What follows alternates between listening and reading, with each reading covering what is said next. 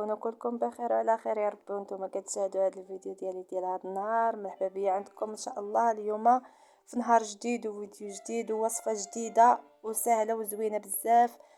بسطيلات صغيورين وعامرين وبلا ورقه البسطيله. لا جربتي هذه الوصفه هذه عمرك تستغني عنها وما تبقيش تشري كاع الورقه. وصفه سهله واقتصاديه وكتجي زوينه بزاف وغير بمقادير بساط. كما كتشوفوا البنات عندي هنايا درت كيلو ديال الطحين فورس، ودرت شويه الخميره ودرت شويه الملح وشويه السكر سنيده. غنعجن الخليط ديالي. هاد البسيطلات صغيورين ان شاء الله غنعمرهم بالكفته ديال الدجاج وفلفله حمراء وخضراء وبصله وشويه القرعه وشويه ديال الطون كما كتشوفوا كما وريتكم، وشويه ديال الشعريه الصينيه. دابا هنايا غادي نعجن العجينه ديالي، غنعجنوها وندلكوها مزيان كتبقى لينا شويه الخدمه. صافي ها نتوما كما كتشوفوا العجينه ديالي من بعد ما دلكتها كتجي على هذا الشكل هذا، راه كتجي رطبه وغادي نخليوها تختمر.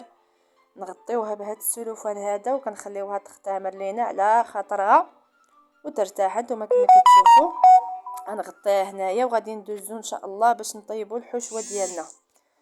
الحشوه كما كتشوفوا انا غنقي قدامكم. عندي هنايا بصله شويه كبيره وعندي فلفله خضراء وفلفله حمراء والقرعه. انا ما توفرش عندي الخيزو ما درتوش. نتوما الا كان عندكم ديروه كي هو كيجي المذاق ديالو زوين. انا درت داكشي اللي عندي في البيت درته. صافي غادي عندي هنا الهاشوار غادي نطحن فيها كل شيء. غادي نديروا الخضره ديالنا كلها هنايا تطحن وحتى الثومه غادي نطحنها معاهم. انتما كما كتشوفوا كنوريكم كلشي بالتفاصيل. وهاد الوصفه ديالي غادي نرافقها ان شاء الله بواحد الشلاضه زوينه حتى هي غادي نوريها لكم. راني دايره الخضره ديالي كتسلق، دايره البربه والخيزو والروز والبطاطا، دايره كلشي كيطيب. وهنا كنصور معكم هادو. دابا انا غنقطع الفلفله ديالي، درت غير 2 فلفلات. تبارك الله الحشوه كتجي كثيره كتجي المذاق ديالها بنينه. صافي غادي نقطع هنايا القرعه والفلفله حمراء وفلفله خضراء. قدر لا درت لا عندكم لا عندكم غير فلفله في لون واحد ديروها، عندكم الالوان ديروهم الافضل كيجي المذاق ديالهم زوين.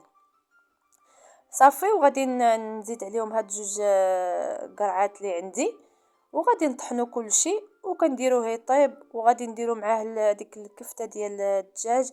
هاد الكفته انا هذه راه صايبتها غير في الدار، هذه كنصايبها في هاد الهاشوار. هذه كنشد الصدر ديال الدجاج كنقيه مزيان ما يكونوش فيه لا عظومه لا والو، كتنقيوه وتقطعوه طريفات وتطحنوه مع شويه ديال الثومه. انا راه طحنته مع شويه ديال الثومه البنات.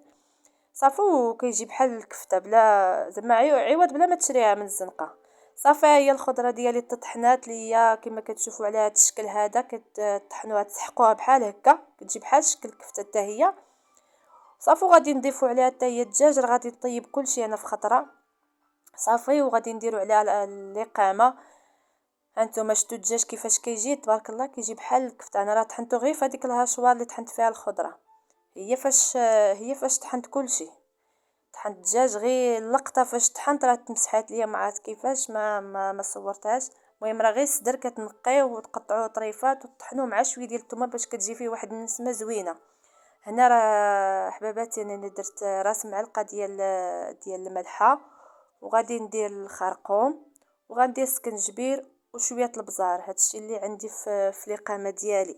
هانتوما كما كتشوفوا راه ما كنكثرش بزاف باش ما تجيني الخرقوم. بغيت ما تكثروش بزاف ما كتجيكمش ريحه الاقامه مجهده. تمدقوا شويه لوغو ديال الدجاج مع الثومه كيجي المذاق ديالو زوين. صافي وغادي نديرو درت كما كتشوفوا انا درت الخرقوم ودرت السكنجبير درت الملحه غندير البزار. وسمحوا لي البنات راه الزيت انا كان عليا الزيت نديرو في الاول ونسيته. عاد غنصور معكم الزيت.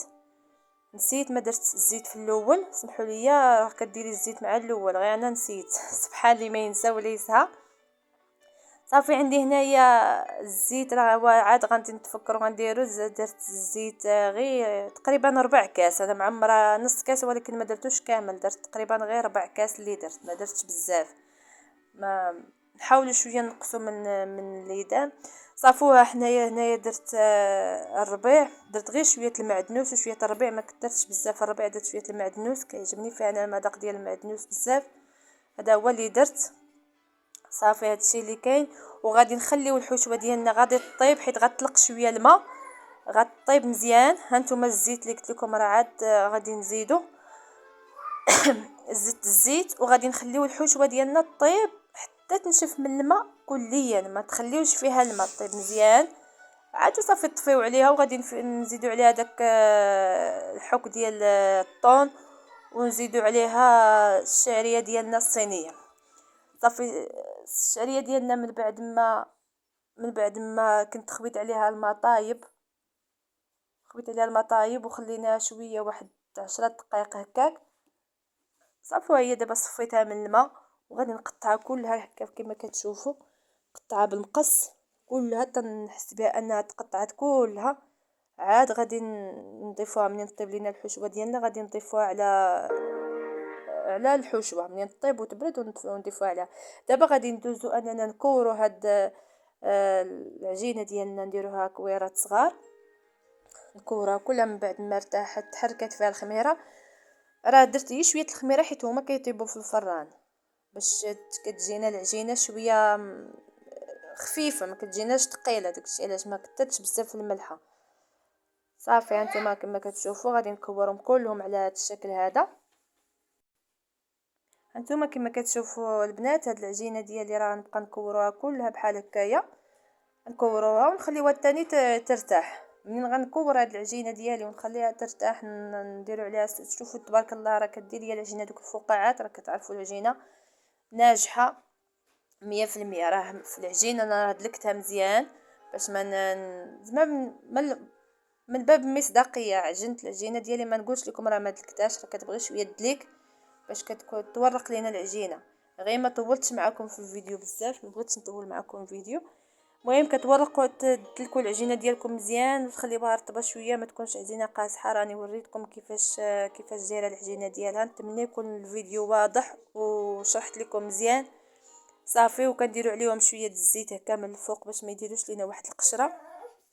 كما قلت لكم البنات، العجينه ديالنا من غنكوروها غادي نديروا عليها الزيت من الفوق، غنحاول نديرها كلها بالزيت من الفوق باش ما ديرش لينا واحد القشره من الفوق. صافي وغادي نكورها كامله، نبقى معكم بحال هكا تنكمل ان شاء الله، ونرجع معكم باش نوريكم الشلاضه ديالي اللي غادي نرافق بها هاد الوصفه هادي.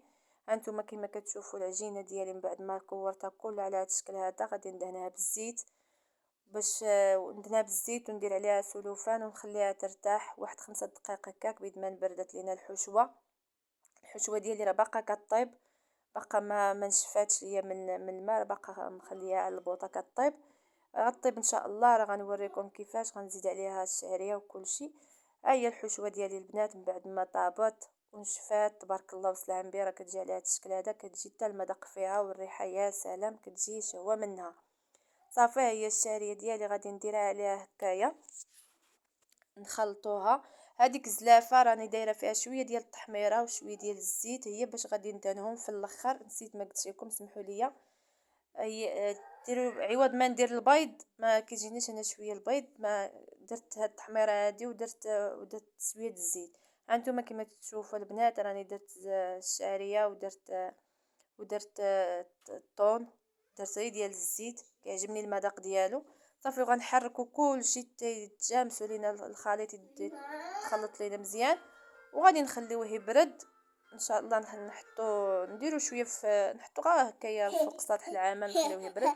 كما قلت لكم غنخلط الخليط ديالي كامل على هذا الشكل هذا حتى تشرب لينا الشعريه ديالنا الصينيه، تشرب لينا المذاق ديال اللقامه وكلشي تخلطوا ونخليهم يبردوا.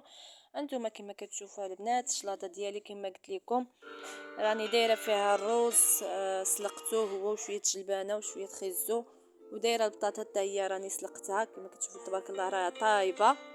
هادشي كله سلقته بشويه ديال الماء، لا سمحوا لي، في الماء وشويه ديال الزيت وشويه الملحه، هادشي اللي باش طيبتهم. وهنا عندي الخيار، وغادي ندير حتى شويه لافوكا اختياريه، عندك غديرها، ما عندكش راه ديري غير الخضار، انا متوفره عندي ودرتها. وهذا المايونيز غنصايبو انا غير في الدار، غندير فيه يوغورت طبيعي، وغندير فيه 2 فرماجات ونص كاس ديال الزيت. هانتوما كما كتشوفوا غنصايب معكم مايونيز ديالي في الدار. غنوريكم التفاصيل كلها ديال هاد الشلاضه هادي كيفاش كندير ليها المايونيز. هذا المايونيز هذا كيجي البنات خطير بزاف، وكيجي بنين المذاق ديالو احسن من ديال البيض، ما كتكون فيه لا ريحه البيض لا والو. كيجي فيه المذاق ديال الفرماج زوين ويوغورت، كيجي مذاق ديالو واعر بزاف. جربوا هذا المايونيز هذا، ما تستغناوش عليه من اليوم الا جربتوا هذه الطريقه هذه يحمقكم. صافي كما كتشوفوا غادي نديروا هاد الياغورت كله، غنديروه مسوس، وغندير 2 فرماجات، غندير 2 معالق ديال الخل الابيض اختياري، عندك خل الاخر ديريه، عندك الابيض ديريه. صافي غندير قبيصه الملحه، وغادي نبدا نخلط على بركه الله، وغادي نبقى نخوي الزيت. هانتوما كما كتشوفوا تيتخلط لينا الخليط ديالنا كامل. صافي غنرجع معكم ان شاء الله. صافي هو الخليط ديالي من بعد ما تخلط البنات كيجي على هذا الشكل هذا. النتيجه ديالو كتجي تبارك الله زوينه وثقيل، وحتى المذاق فيه يا ما نعاودش لكم كيجي غزال بزاف. وانا غنسمو بشويه ديال البزار، هنايا درت فيه شويه البزار. صافي هنا كما كتشوفوا البنات راني قصت صباعي، ما عاد كيطرى ليا طقستو بالموس. صافي هو نتوما كما كتشوفوا العجينه ديالي من بعد ما ارتاحت، صايبت المايونيز اللي درتو في الثلاجه يبرد، والعجينه ديالي ارتاحت ليا. غنورقها على هذا الشكل هذا امامكم. ندير ليها شويه الزيت، نسرحها بشويه ديال الزيت. وهنا عندي الزبده، راني ذوبت الزبده. ضروري البنات ديروا الزبده باش هي كتورق لكم العجينه وكتجي على شكل ورقه البسطيله. لما درتوش الزبده ما غتورقش لكم. انا هنا راه غادي نطويهم على شكل رغيفات، على شكل مسمنات. هادشي اللي غندير وحده في قلب وحده. غنديرها دابا هادي وغادي نطويها، وغندير الاخرى غنسرح وحده اخرى وغادي نديرها فيها. راه غير اللقطه مشات ليا فاش درت، فاش كنت كندير وحده في قلب وحده. صافي هانتوما كما كتشوفوا عندي هنا الزبده ذوبتها، وكنورق بها الورقه ديالي. نتوما شوفوا راه انا ما خليتهاش بزاف ارتاحت، كانت مزروبه شويه. داكشي علاش كتقطع ليا العجينه. لا عندكم الوقت غتخليو العجينه ديالكم ترتاح باش ما تقطعش لكم. وواخا كاع تقطع راه عادي، حيت حنا غير باقيين غنورقوها، غير غنعمرو بها، ماشي زعما شي حاجه. هانتوما كما كتشوفوا تبارك الله راه كتجي العجينه كتلغون تبارك الله، كتجي خفيفه بزاف. غادي نقرص دابا انا نقرص هادي وغادي ندير فيها الاخرى نفس الطريقه، غنديرها في وسط منها وغادي نطوي عليها. ما ديروش غير وحده، ضروري ديروا 2 وباش كتجيكم النتيجه زوينه. وكنتمنى يا ربي انني وضحت لكم مزيان وشرحت لكم الطريقه ديالها كيفاش دايره. المهم راه مين غنقرص دابا هادي كديروا فيها الاولى اللي طويت في الاول.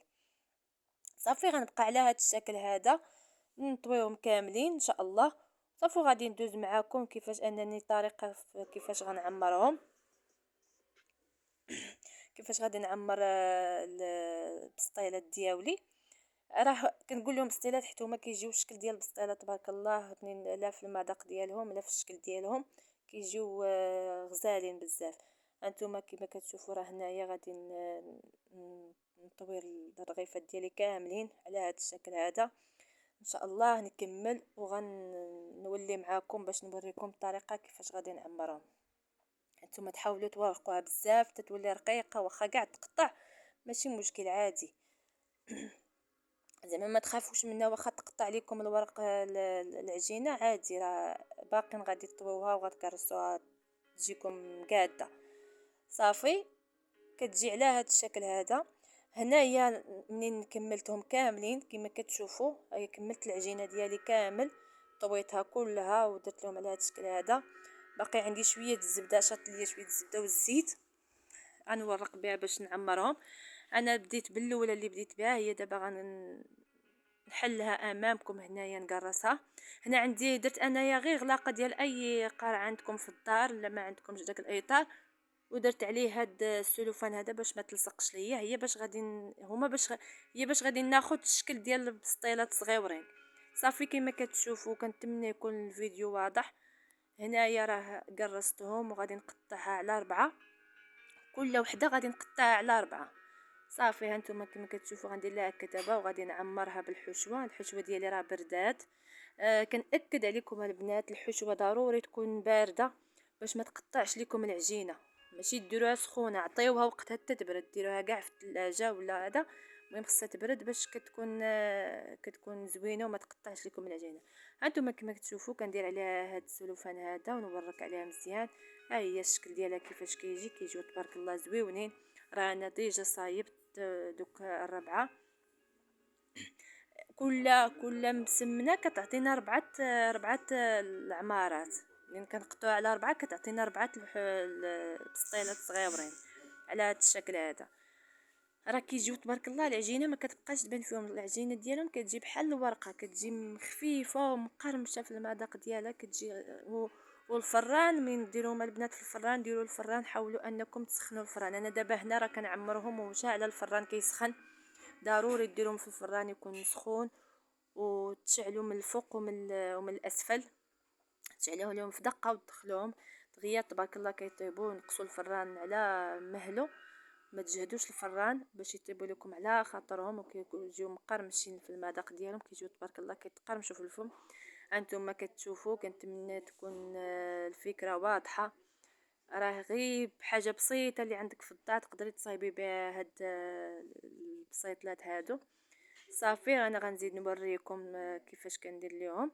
صافي غنبقى على هاد الطريقه هذه تنكمل العجينه ديالي كلها، نعمرها وعاد غادي ندهنهم بشويه ديال الزيت والتحميره. داكشي اللي درت فيها انايا، غير درتها فيها وخليتها تلقات ليا باش تلق ليا اللون في الزيت، هي اللي كتعطي هذاك اللون حمر، كتجي زوينه تبارك الله. صافي هانتوما كما كتشوفوا هنايا راه غادي نبقى ان شاء الله تنكملهم كاملين، وغنولي معاكم منين غادي ندهنهم وندخلهم للفران.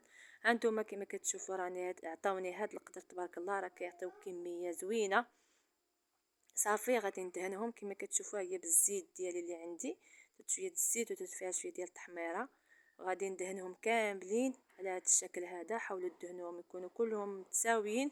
صافي ودخلوهم الفران يطيبوا. وكما كنقول لكم الفران خصو يكون سخون، انا راني شاعله الفران دابا كيسخن وكنعمرهم، بديت كنعمر وشعلت الفران باش ما ياخذوش لكم الوقت في الفران. غادي ندير هادو ان شاء الله ندهنهم نديرهم يطيبوا، وغادي ندوز معكم الشلاضه ديالي باش نزوقها، ندير لها زواق عادي زواق طبيعي ان شاء الله على قد الحال. نتمنى تقبلوا عليا يا ربي، وكنشكركم بزاف الناس اللي كيدعمونا في القناه، كنشكركم كلكم. ها هما العجينه ديالي تبارك الله من بعد ما عمرتها ودهنتها على هذا الشكل راه دخلتها للفران.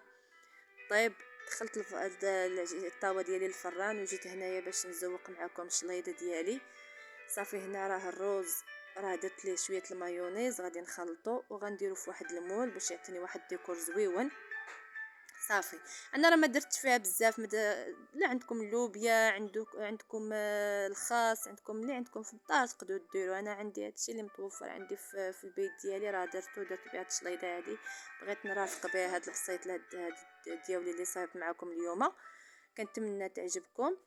صافي وديروا، المهم ديروا نتوما الديكور اللي عجبكم، تزيين على حسب الاختيار. صافي غادي نديرها في هذا المول هذا وغادي نورك عليها مزيان باش تاخذ لي الشكل ديال المول. هذا المول ديالي هذا راه دهنته غير بشويه ديال الزبده باش ما تحاولش زعما ما يلصقش ليا الروز ولا شي حاجه. هانتوما كما كتشوفوا كنورك عليه هكا مزيان باش ياخذ ليا الشكل ديال المول. صافي وغادي نقلبوه خليته شويه ياخذ ليا الشكل، ودزت هنايا ندير المايونيز لهاد الباربه ديالي والبطاطا. صافي الخل راني دايره عليه هو والافوكا، درت عليهم غير شويه الخيار سمحوا لي عفوا، الخيار والافوكا راني دايره عليهم غير شويه ديال الخل.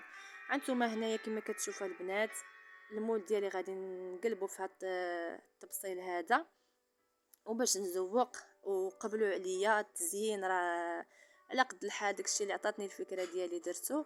هانتوما كما كتشوفوا تبارك الله راه عطاني الشكل ديال المول. غنزينو هنايا بشويه ديال مطيشه كما كتشوفوا، غادي ندير ليه هكايا وغادي ندور عليه الخضره ديالي. صافي المطيشه راني غير قطعتها ما درت ليها والو في الصراحه، غير غسلتها وحيدت ليها الزريعه وقطعتها. صافي هانتوما كما كتشوفوا الافوكا ديالي راني درت عليها شويه ديال الخل ولا الحامض اختياري، ها هي التبصيل ديالي كيفاش كيجي على هذا الشكل هذا. كنتمنى ينال الاعجاب ديالكم وقبلوا عليا يا ربي. صافي من بعد ان يطيبوا ليا البسيطلات ديالي، وغادي نوريكم الشكل النهائي ديال الاطباق ديال هذا اليوم. نتمنى انكم تقولوا لي في التعاليق كيفاش كيجيو، وكنشكركم بزاف. ها هما البسيطلات ديالي كيجيو على هذا الشكل هذا. راني زينتهم بشويه ديال الحامض وشويه ديال المعدنوس، غير تزيين اختياري. شوفوا تبارك الله، راه كتجي غير الحشوه من الداخل وكيجيو رطبين ومقرمشين. وكنتمنى يعجبوكم، وشكرا بزاف بزاف بزاف الناس اللي كيدعمونا في القناه. وهي الشلاضه ديالي والله يعطيكم الخير، ومره اخرى ان شاء الله.